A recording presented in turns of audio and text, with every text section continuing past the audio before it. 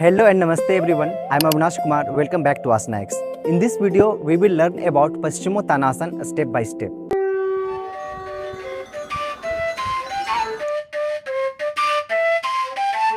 Before we start Paschimottanasana, avoid this pose if you have severe lower back pain or recent back injury, hamstring injury or significant leg pain, recent abdominal surgery, severe sciatica or other conditions aggravated by forward bending. Step 1. Sit on your mat in Dandasana. Keep spine erect and toes pointing upward. Step 2. Now inhale and raise your both arms upward. Step 3. Exhale and begin to bend forward from the hips. First bring your abdomen towards your thigh. Step 4. Reach for your feet, toes or ankles according to your flexibility. If you cannot reach your feet, you can use a yoga strap.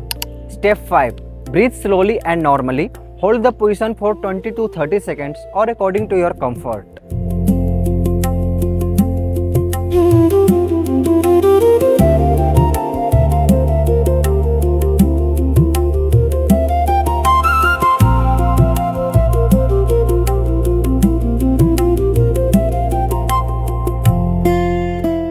Step 6.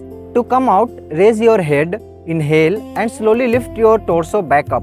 Return to Dandasana and relax. Avoid these common mistakes: rounding the back excessively, bending the knees unintentionally, pulling the head towards the knees, forcing the hands to reach the feet, holding the breath, bouncing or using jerky movements. Benefits: regular practice of Paschimottanasana may improve flexibility of the hamstrings, hips and spine, stretch and relax the back and posterior muscles of the body, support healthy digestion by gently compressing and stimulating the abdominal region, improve body awareness and promote relaxation, help reduce muscular stiffness and stress.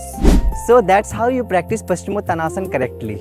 If you found this video helpful, please like, subscribe and share it to your friends.